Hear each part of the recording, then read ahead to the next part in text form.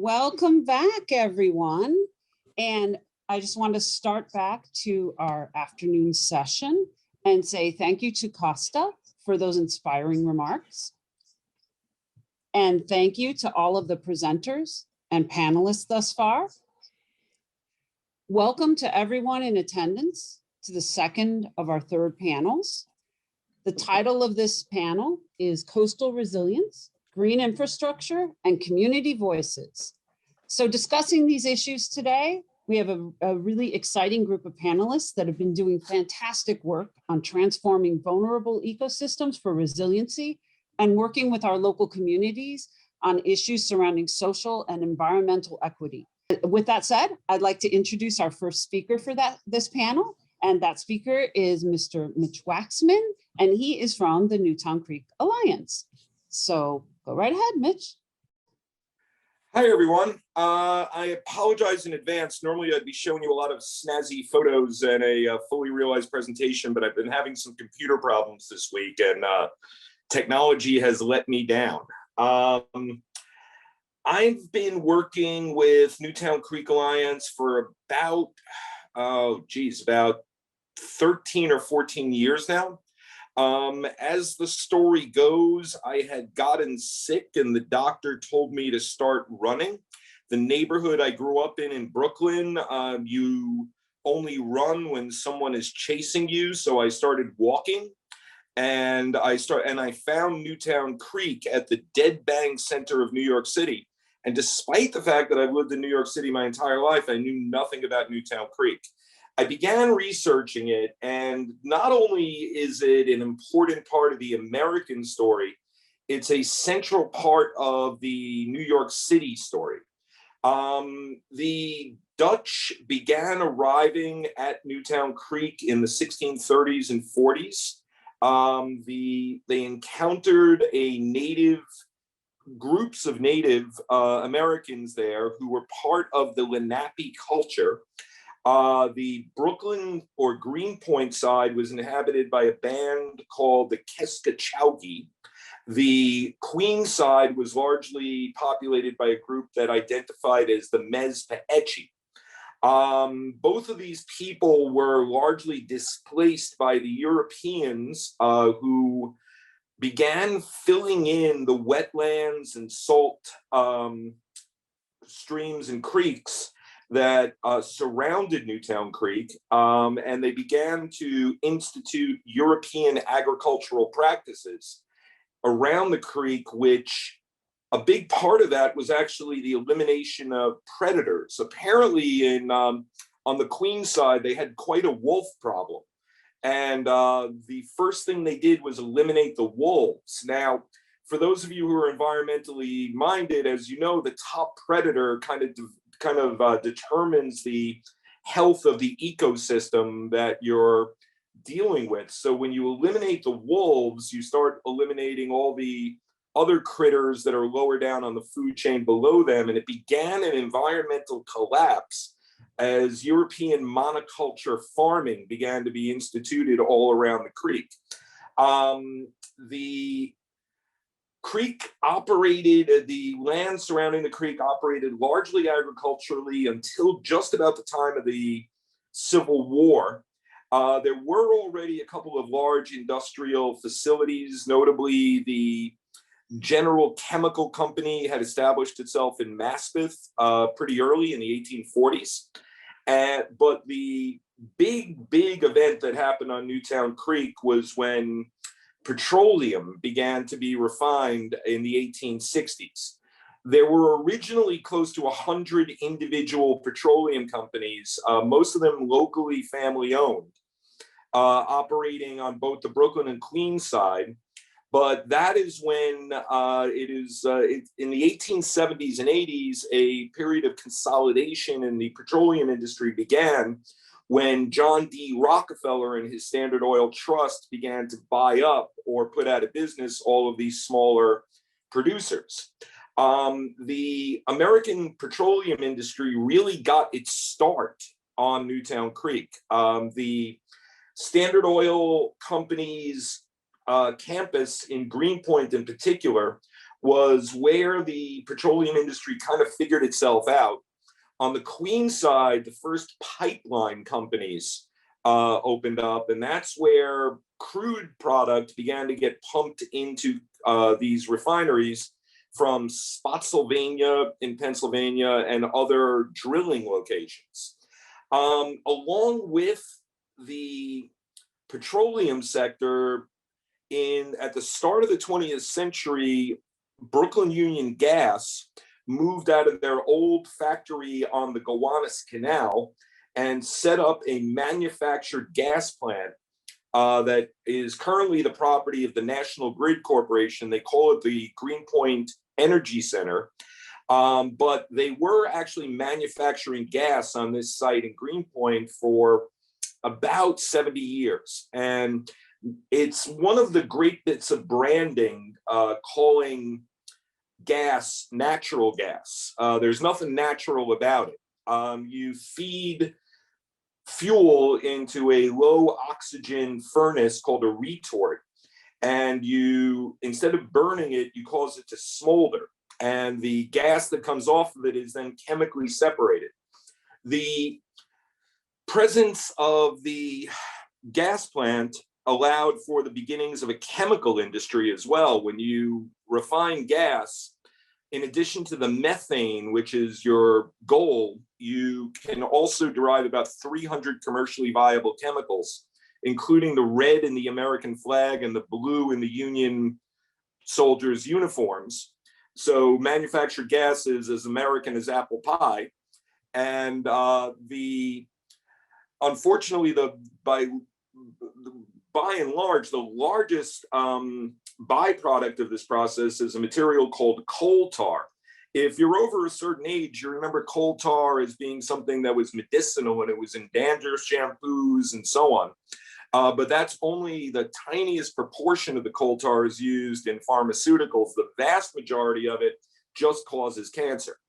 On the Brooklyn side, on the Queens side in Maspeth, General Chemical was bought up by a copper refining conglomerate at the beginning of the 20th century, and General Chemical went from being called General to being called Phelps Dodge. And Phelps Dodge was one of the big industrial powers on the Queens side.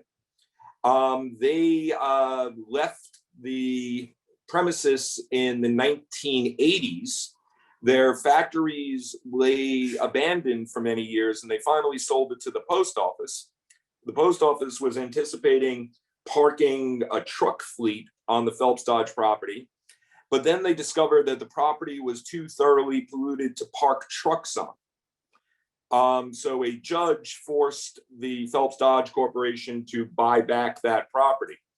There's many smaller industries which popped up along the Queens side. In particular, the presence of the Long Island Railroad, which came through in 1870, allowed for the industrial production of a lot of what we would consider recycling or composting, but at the time was called scientific manufacturing. These were fertilizer mills that would take animal bones and grind them up in pursuit of refining nitrogen. These were companies that would render down horse hooves and cow horns in pursuit of various oils and other chemicals that, if you're familiar with the horse and carriage trade, I don't know why you wouldn't be, but if you're familiar with the horse and carriage trade, these would have been things that you used every single day at work. The Long Island Railroad and the presence of railroad in Queens is one of the most important factors in the development of Western Queens in particular. And the railroad powers drove a lot of what happened to the Newtown Creek on the Queens side, and in particular the Dutch Kills tributary of Newtown Creek, which extends about 1 block from LaGuardia Community College in Long Island City. In 1909, the Pennsylvania Railroad Company oversaw a gigantic project which saw wetlands filled in and the creation of the Sunnyside Rail Yard, was instituted in Queens, and that caused a great focusing of rail in Long Island City. And for most of the 20th century, Long Island City was synonymous with rail. Unfortunately, what they did was they filled in wetlands, they bulkheaded the waterways, which eliminated any chance of environmental niceties like shellfish attachment sites and so on. And they've created a situation where it made sense to New York City to have its sewers empty into this industrial waterway that moves through the, as I said, the dead bang center of New York City.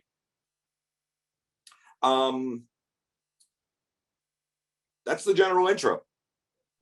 Thank you, Mitch. That is an amazing background on the environment and the environmental injustices that have been put upon the community around in that part of Long Island City, from a real historian. So thank you very much. Amazing. So let's move on. So hang on to your questions, and we can ask Mitch more later. And as a professor at LaGuardia Community College, I really appreciate that because I actually work on the water quality there with my students. So we're going to move on to Judah Asamal, and he is from RISE. So go right ahead, Judah. And if you want to share your screen, feel free. Great. Let me share my screen. Okay. Thank you so much for asking me to speak today.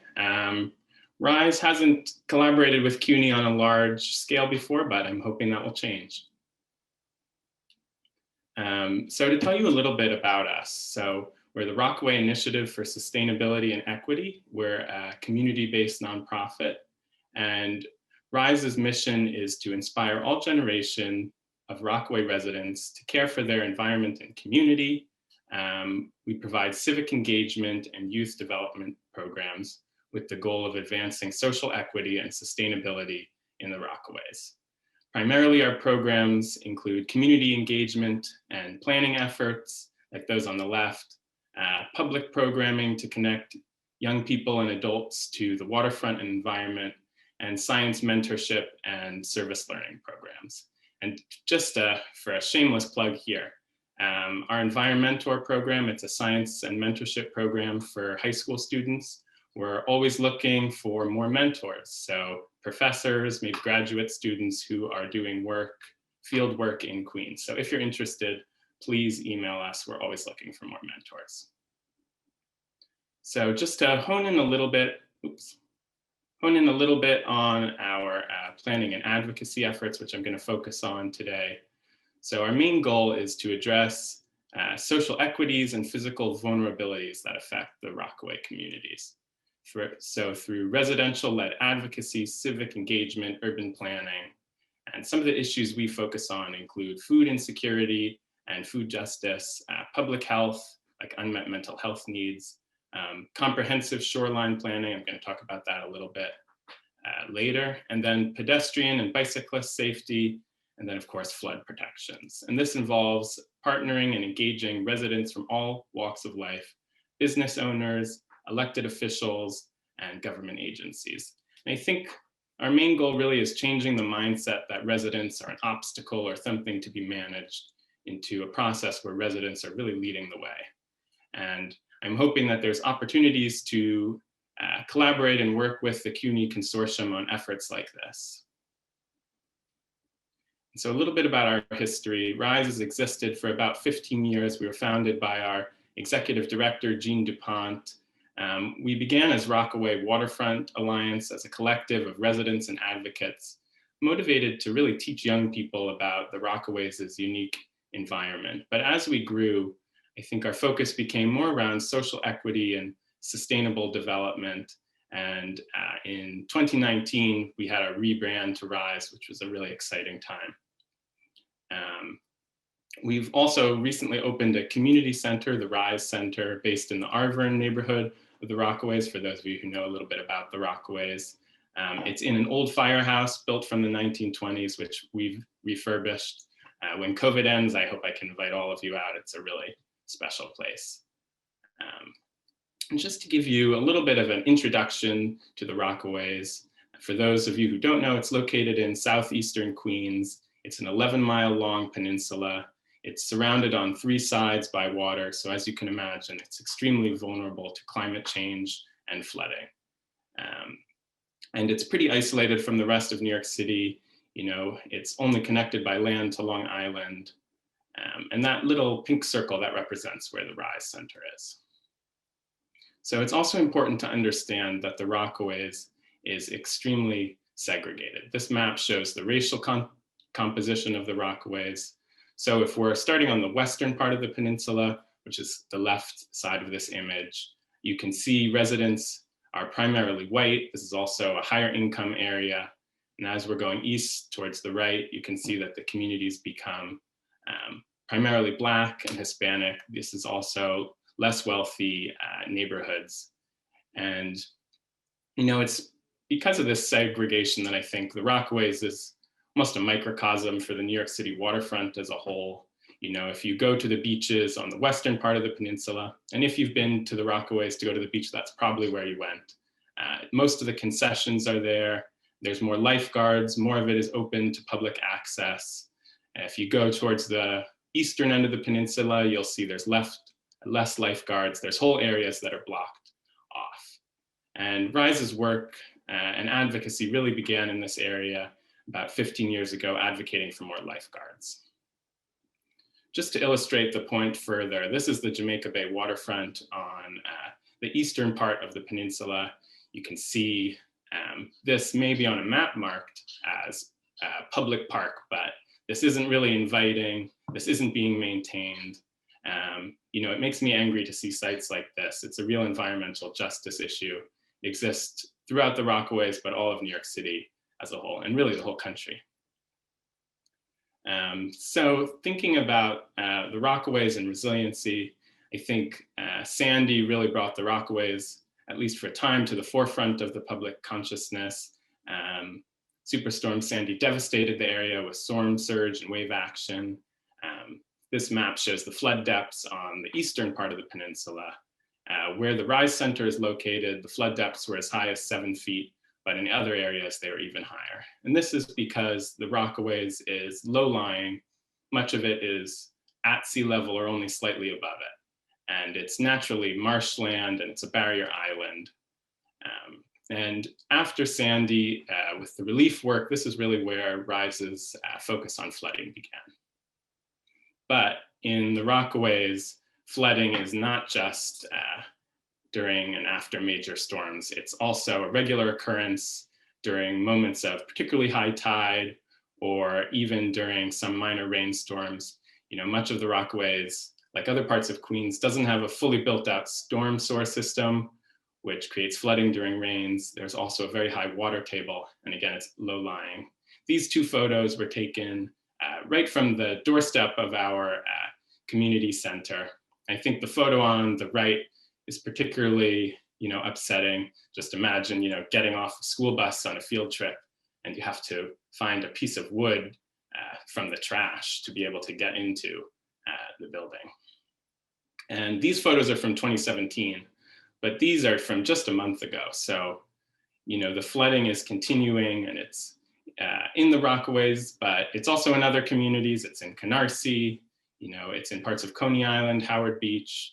It's in a lot of lower income communities of color in the city. And so these communities are already struggling with other economic and social issues.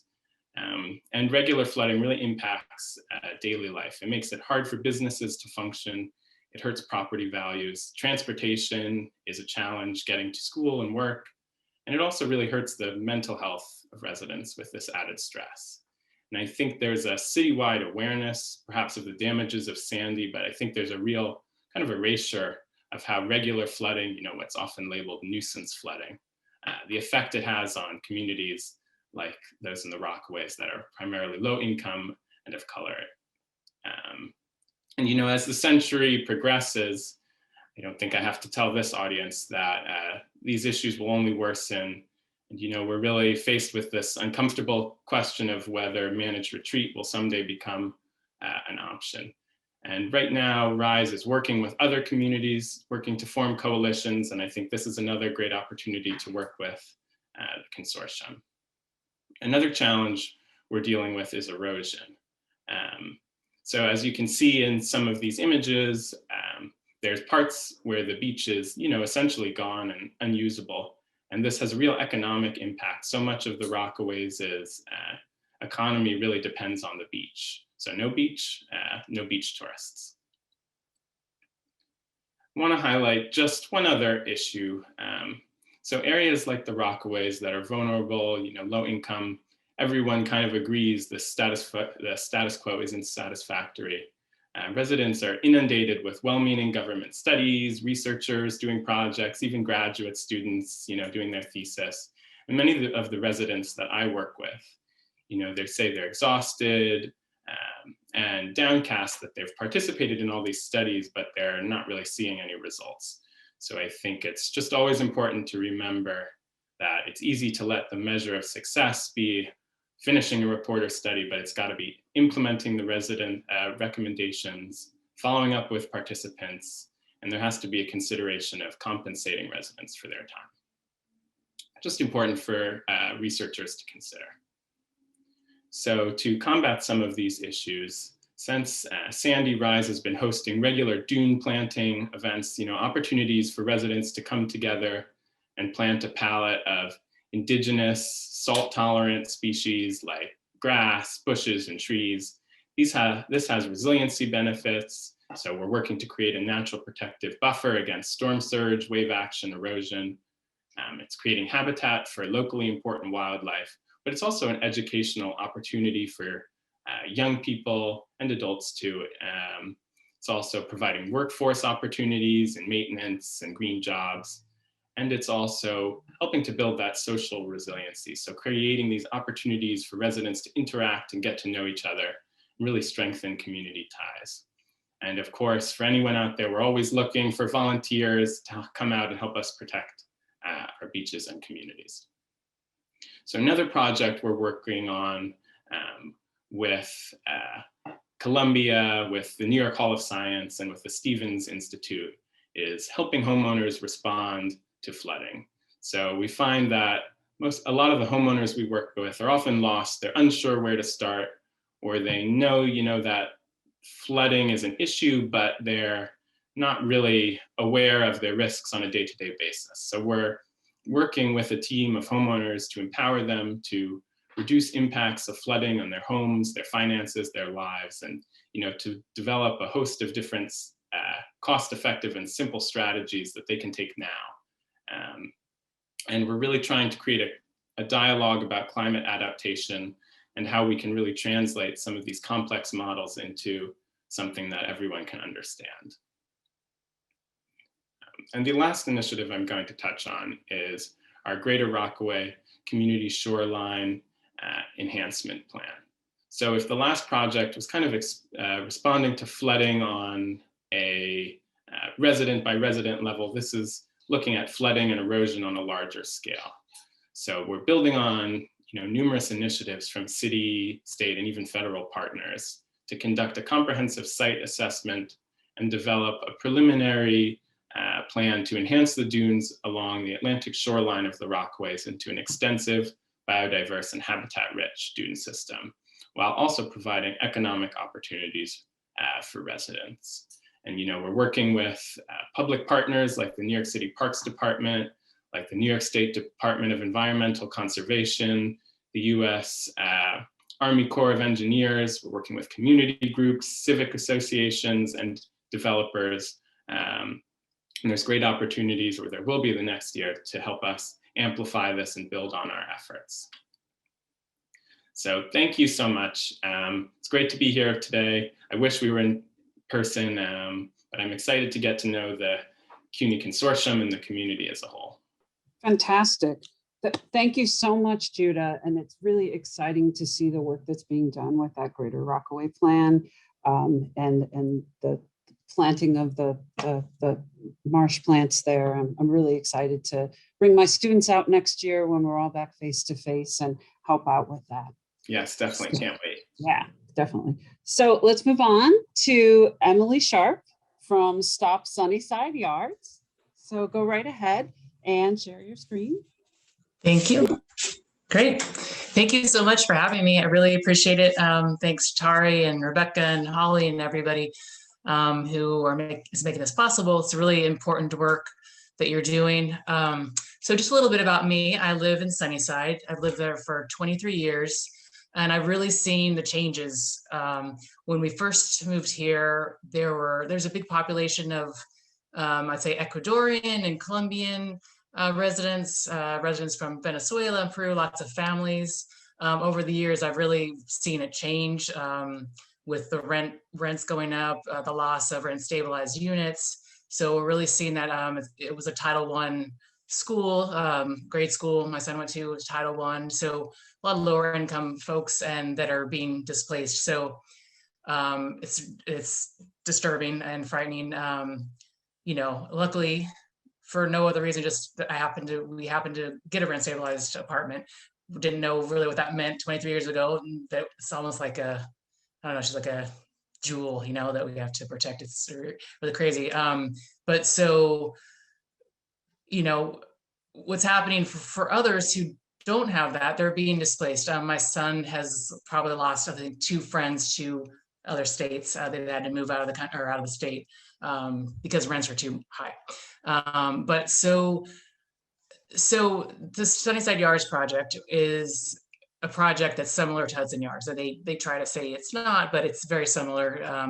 The cost alone, billions of dollars, would make it such that you would have to, have 70-story buildings on there to make it worth it. So I've seen this come around about the last 3 years, and it's very frightening. And so I started the group shop Sunnyside Yards, and it's just to push back against rent increases and displacement, all the people that is going to happen, the small businesses we're already seeing. So I just started learning about it. I started reading the feasibility study and just learning more about it, and gathering neighbors and informing neighbors and educating neighbors about what could happen with the luxury development that would happen. So I've done lots of research on it, lots of different things about the different aspects of Sunnyside Yards. Mitch talked a lot about the pollution, the oil and gas in the yards, and to think that we would put a platform over one of the busiest rail yards in the country, and then have people living on top of there, and to have a 50 to 100 year build out with construction and having PCBs in the soil, which they've pretty much cleaned, but it's never going to be truly clean because there's always the rail activities, and it's becoming a busier and busier rail yard. So there are so many issues. So what I kind of wanted to start out, I've never started, but back up a little bit, is for resiliency, I've pretty much just come to realize that the greenest building that we can have is no building. We have so many empty apartment buildings that I really, there's been about close to half a million people that have moved out of the state or out of the city that aren't coming back. There are empty office spaces. People are rethinking how they want to work. We have empty spaces everywhere. And so, I think we should be using that for our housing. But I want to say, we should rethink about what resiliency means. And if it's, buildings are 70% of our carbon emissions. So to build a building, and I know we've passed laws, Cuomo and de Blasio passed laws saying we're going to reduce our carbon emissions. But when you have a building, a luxury tower that's 200,000 square feet, and you say reduce it by half, that's still a huge building. So, we need to really think about that kind of stuff. And not to mention the heat island effect of buildings, which I don't know too much about. I'm not a scientist, but just the fact that you have so many tall buildings and it traps in heat, and they give off heat, they generate heat. They can be 22% higher, greater temperature in the evening as an area that has, like in the country, more urban or more suburban area, with plants and shrubbery and water. It can, can be 22 degrees higher at night. So we have low income folks who, how you're on a fixed income, you can't really pay for your air conditioning, which is going to be crucial. So there are a lot of issues with just keep building and building. So there have been talk of like a solar farm on Sunnyside Yards, just no platform, but just a solar farm, solar panels, which would be great for the environment. So then I just want to talk to you about, as an activist, and just knowing that developers are using the term resilience and resiliency planning as a Trojan horse, much the same way as they're using jobs and affordable housing, which if you're an activist, you've kind of, and just a regular person, you've kind of come to know that the affordable housing really isn't for the people who need it. So, so we want to be careful that there are things going on in the city now where there's resiliency planning, like East River Park, but what they're doing is they're going to destroy 1,000 old growth trees, which is what better way to capture carbon than to keep your old growth trees, but they're going to destroy those, or they plan to. So yeah, so another thing, just the greening. I don't know if I in my bio, I wrote that I taught a class at CUNY. It was last spring, 2020. And it was about Sunnyside Yards and the EDC. And we talked about what makes the rents go up, what makes property value go up, what displaces people. And we talked about parks and nice things. And I mean, everybody wants nice things, but we want to make sure that we have in place our rent controls and our rent stabilization before we, we just want to be careful what we're doing. So we talked about how Central Park increased in value 9 times in 15 years. So there are things that seem green and seem great for resilience, but we also want to make sure we have protections beforehand for our residents, our longtime residents and immigrant population. And, so yeah, so that's what I want to talk about, resilience. And then I just want to say, so I think we have an opportunity to say how we would want to have CUNY be involved in helping with our efforts for activism. What we did, we studied the feasibility study for the EDC. And so what we thought is we should come up with our own feasibility study, and we should look for what we can do and see if the soil studies are proper, and see if the geological studies, as Mitch mentioned, I believe it's a really wet surface, porous, and we don't know if we can build a building down there. I got some information that's basically blacked out from, this is a geological study that I asked for foiled.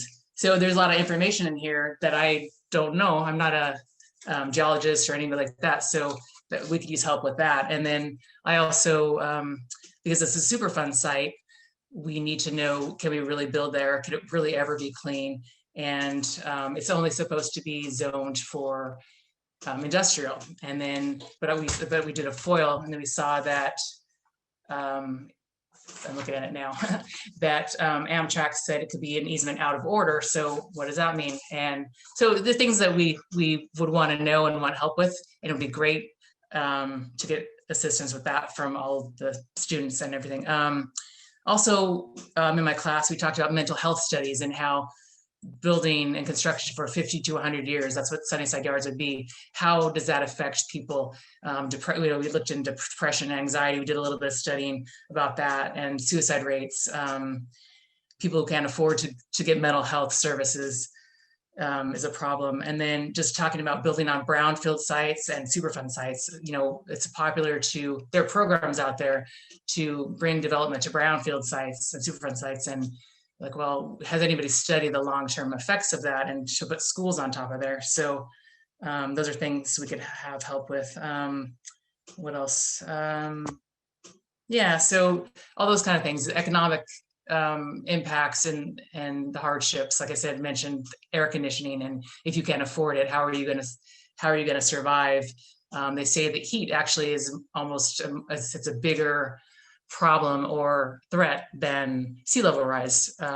It's getting hotter and hotter, and we're having more days of above certain temperatures, and how is that affecting our vulnerable population? So those are things that would be great to get help with. And then also just how can we have green spaces for ourselves without increasing property value? That would be something to really look into, really important, because all of us, not just the wealthy, deserve nice spaces and nice parks and without the fear of being displaced. So all those kinds of things would be helpful to an activist group like myself. So I just wanted to share that with you all. And I guess that's all that I have for now.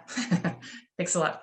Fantastic. Thank you so much, Emily. And I really like the fact that you brought up the impacts on mental health of a lot of the issues that we're talking about here today, and especially the long-term impact. So really appreciate that. So let's move on to our last speaker in panel B, and that is Rebecca Pryor from Guardians of Flushing Bay. Thank you. Thanks, Holly. Thanks so much for having me. I'm excited to talk to you about Guardians of Flushing Bay and Flushing Creek. I'm going to open up my presentation. Let me know if you are able to see it. I should just note that I'm the program coordinator for Guardians of Flushing Bay. I also serve on a dual role for Riverkeeper. And so I'm going to bring kind of the knowledge from both of those places to the table. And I'm going to focus this presentation largely on green infrastructure, but I'll sort of explain some things throughout. So first of all, Guardians of Flushing Bay is a grassroots coalition advocating for healthy and equitably accessible Flushing waterways. So that's Flushing Bay and Flushing Creek. We originated from a group of dragon boaters who came together to fight for the health of the waterway that they practiced on. It grew to include more residents, more local partners, organizers, activists who all had a stake in the water.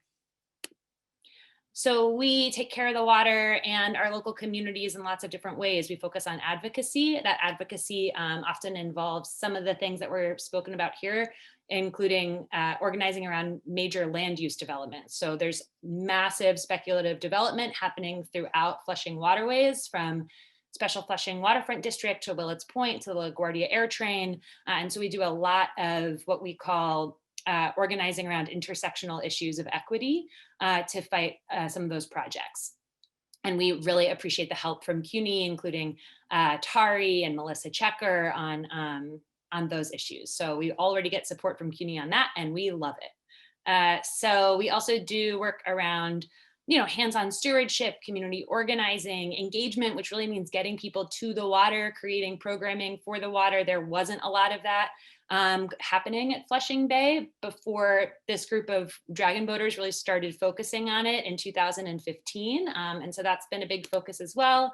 We do water quality testing, and then we also do various adaptive design projects. I've highlighted some oysters here, but we love all the species.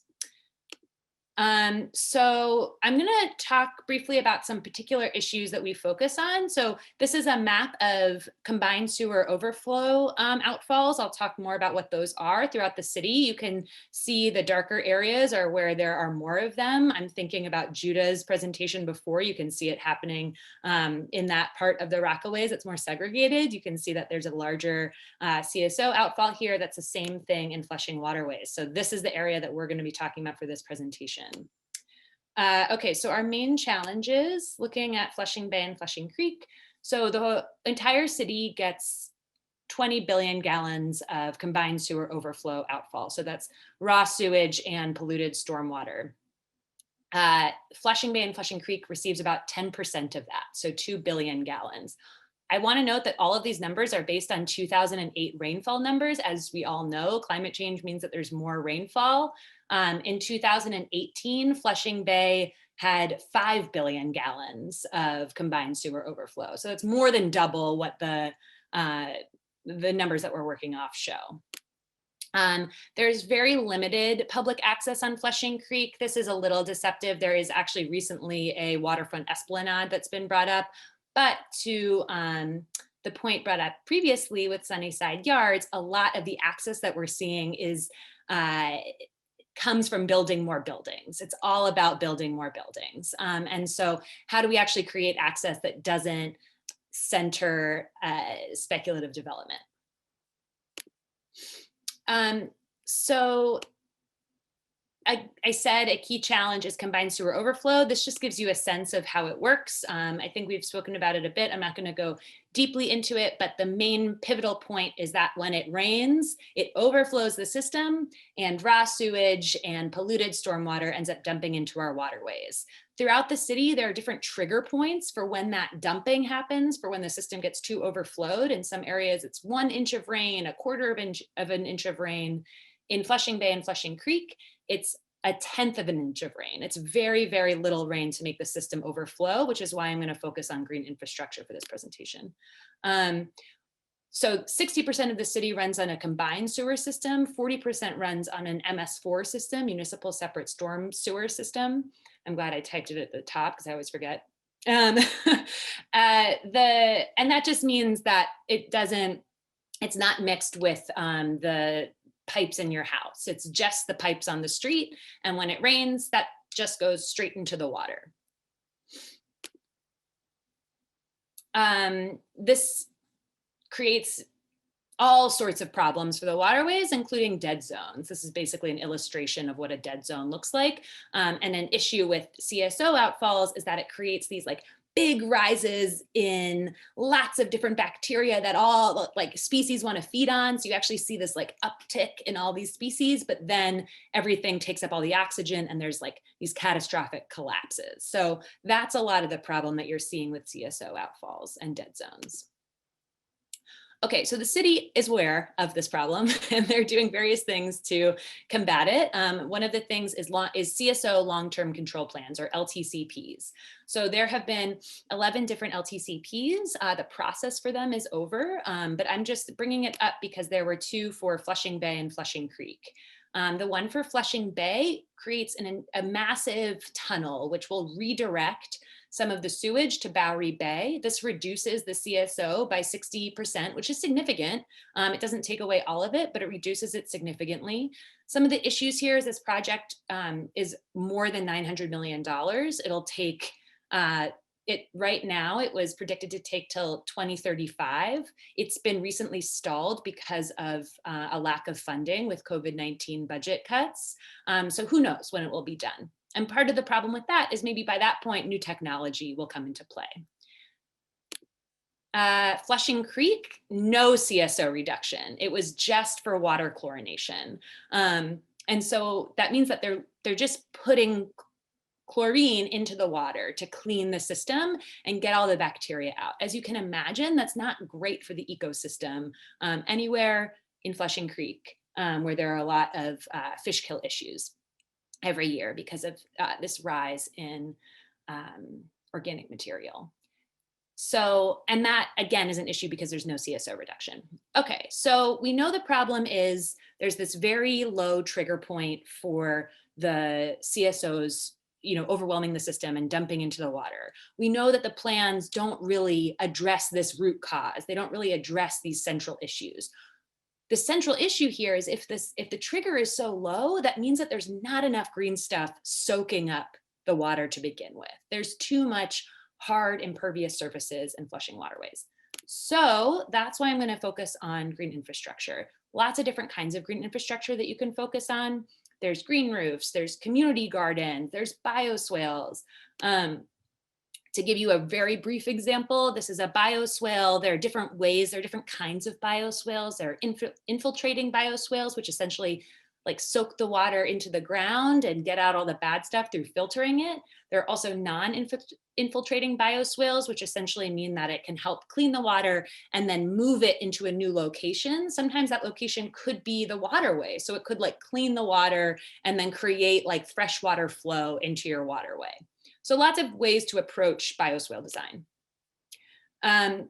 It's also not just about making sure our waterways are clean. Green infrastructure has a lot of different co-benefits. It filters the air, reduces heat during summertime, increases habitat. It also can create jobs, which we always hear about, but getting actually to like what those jobs look like and when would be important. So thinking through green infrastructure in Flushing waterways, something that Riverkeeper and Guardians of Flushing Bay did, also Riverkeeper and Newtown Creek Alliance did, is create these vision plans for our different waterways. So this is an example of some of the vision planning we did. Basically, the process looks like, understanding basically what we had to work with, what communities wanted, talking to a lot of different community groups over the course of a year, and thinking, okay, like what's possible here? What are the different things that are possible? I'd say that we still run into the issue that was brought up with Sunnyside Yards of, well, what does this also mean in terms of green gentrification? You can create all these green spaces, but then what is the impact that we're actually having on low-income residents? So this created a series of different, everything in green is part of the vision plan. It doesn't currently exist. So this created a series of different ways to look for green infrastructure assets, as well as ways to access the water, ways to enhance community experience of the water, all of those things, but also green infrastructure. So one of the big issues, though, in flushing waterways is around green infrastructure maintenance. This is an issue throughout the city, but something that we struggle with, particularly in College Point. So, and I'll explain what I mean by that. So just to note, the image on the left is DEP green infrastructure projects that are currently either in design or have been constructed or have their final design kind of set.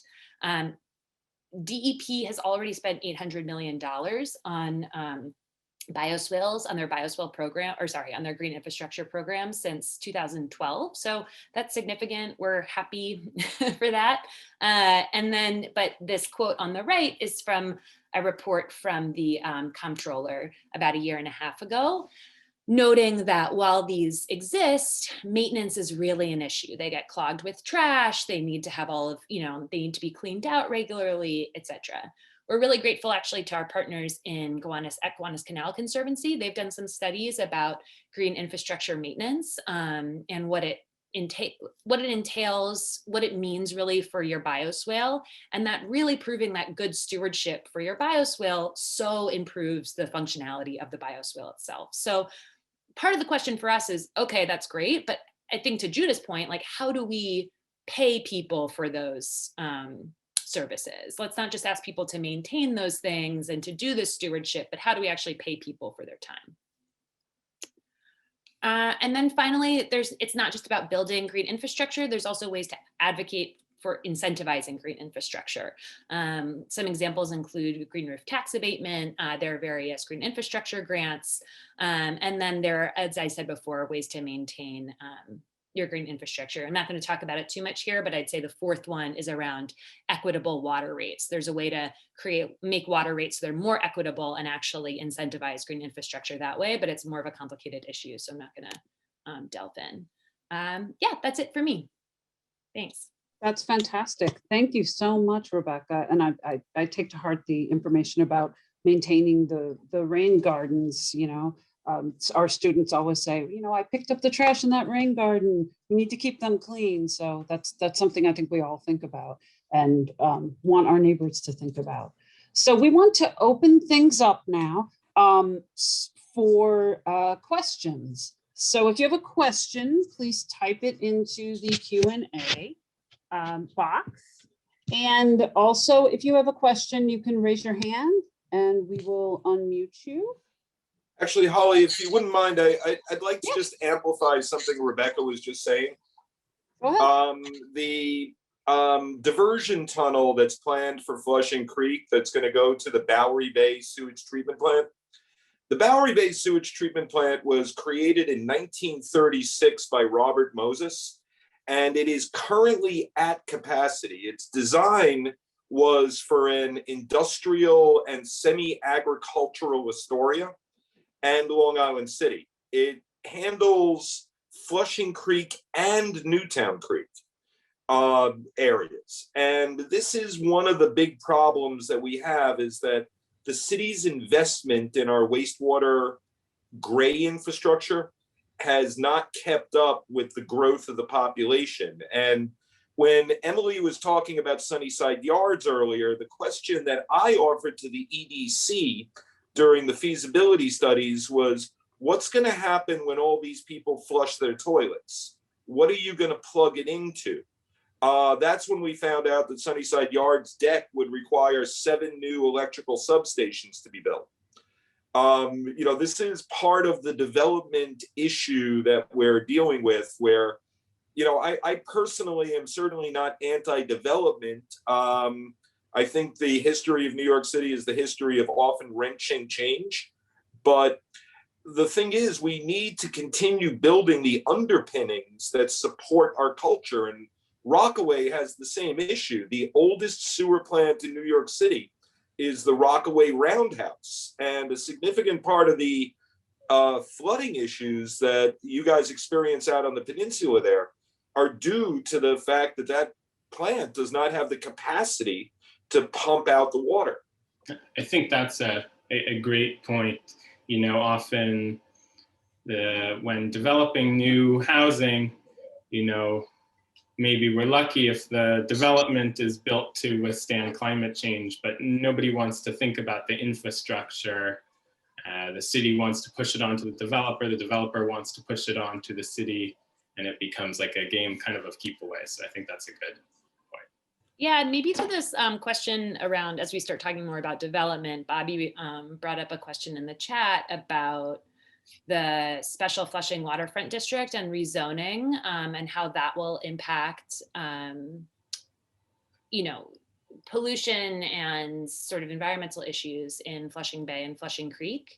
And I think that, this isn't the case for all development. So I'm going to speak specifically for the special Flushing waterfront district, which for those who don't know, it's a 29-acre development on Flushing Creek that if passed, will build 9 buildings and will create, 1,725 units of market rate housing and 61 units of affordable housing. So it's really an issue when you're thinking about equitable access to the waterfront, that it's really feels inequitable, which is part of why Guardians of Flushing Bay is part of the Flushing for Equitable Development and Urban Planning Coalition, or Fed Up, which also has folks from the Flushing Anti-Displacement Alliance who spoke earlier today. So the project is an example of something which in some ways might be an environmental benefit. It creates a large waterfront esplanade, which is required for the project. However, the waterfront esplanade falls far below open space requirements of the city, but because of the calculations that the developers were able to do, which were challenged by the Municipal Art Society, it showed that they had created all of these open space benefits. But in fact, there are very few open space benefits, which goes to what I was speaking about earlier. It creates this huge amount of impervious surface. And so you really have an issue with creating more impervious surface in an area that already has this trigger point of 1/10 of an inch of rain. You're just exacerbating the CSO issue. I'd say on top of that is this problem with, who gets to get to the waterfront? Who is it really made for? Sure, you can say this is public, but who's really being invited there? And to create a space where there's 5% affordable housing that's actually not affordable to a lot of the community, I think it's pretty clear and evident who's invited to that waterfront space.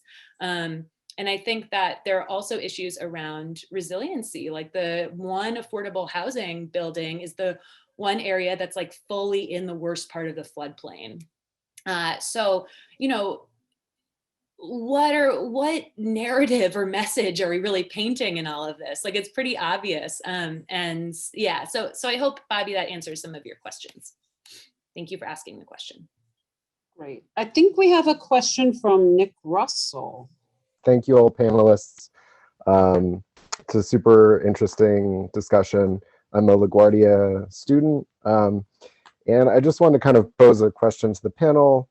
It seems like a lot of the green gentrification phenomena, particularly like what you guys were just talking about in Flushing Creek, really correlates with a lack of, or a suppression really of meaningful community input at the stages when it's necessary. And I'm kind of curious what your thoughts are, if that's also similar to how any of you feel about community input at different stages of the Superfund process in Newtown Creek, and whether the recent peer review of the remedial investigation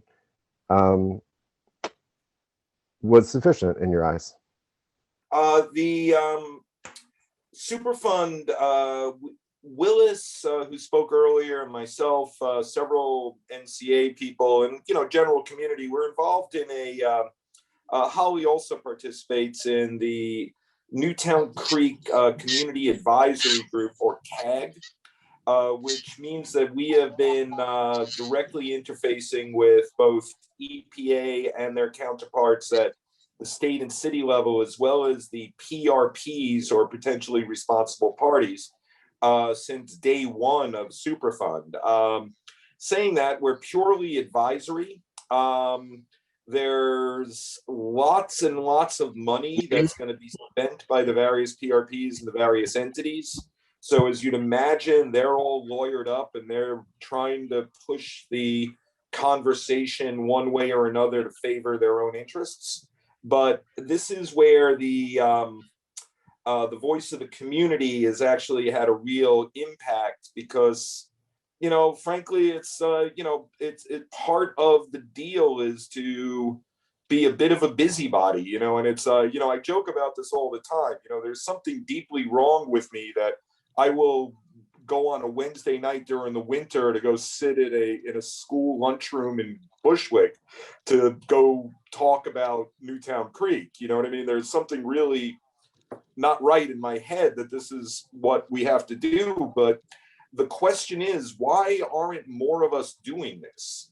Why aren't more of us directly engaging with the Republic and making our wishes known? Because the thing is, the more malign forces that are actually causing these problems, they're well funded and they have no problem showing up. But the thing is that generally speaking, the community, it's very difficult to get them to come and voice up until it's already too late. It's like they'll show up after something has happened, but not during the process, and they won't have let the government know what they want. If I could say my experience with that, I started the group Stop Sunnyside Yards well ahead of time because I know once something gets into ULERT process, it's a done deal. You're never going to stop it. So I started it 3 years ago, and they finally got to the master plan just about a year ago. But a lot of other groups, activist groups, Justice for All, Coalition, my group, We Thought on the Move, a lot of other groups, we went to all the meetings, we voiced our opinions, we show up, and they don't care. That's the thing. They have their plans, if it's by the EDC, then they are not. And I think, that same thing happened in Flushing.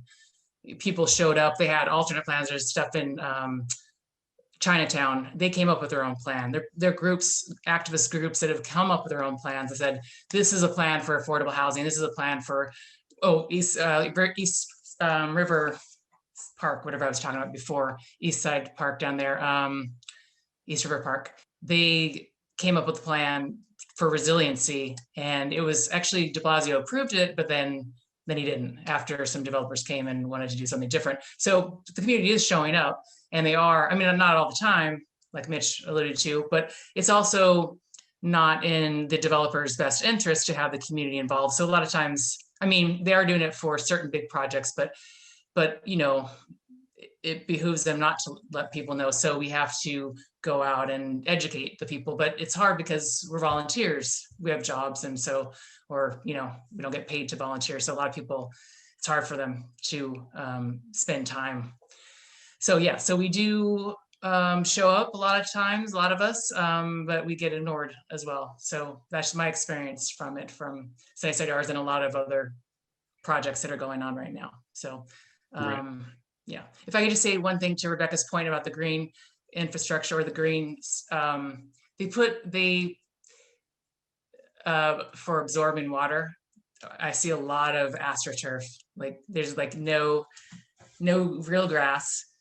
So developers will give them 10 more floors or 20 more floors, and they give us a park, but it's always astroturf. I guess it's easier to maintain, but so that's a real problem that we should be kind of pushing the developers for if they want to develop. So anyway, that's my thought on those things. Thanks. Yeah, I definitely agree. Coming back to the community engagement conversation, I think it really is a mindset, that this community engagement is, a box to be checked on the ULERP process. As you were just saying, I've seen this too, where government agencies, the day before a meeting, they share this horrible flyer that, a fifth grader could have made, and then and they're happy that people don't show up. It's on purpose. It is a whole process to say we've done community engagement, but not really get deep into it. So I think the community has to be there from the beginning, has to be in partnership with community groups like all of ours. Elected officials have to remember that they're, the eyes and ears of residents, and they have to listen to what residents are telling them.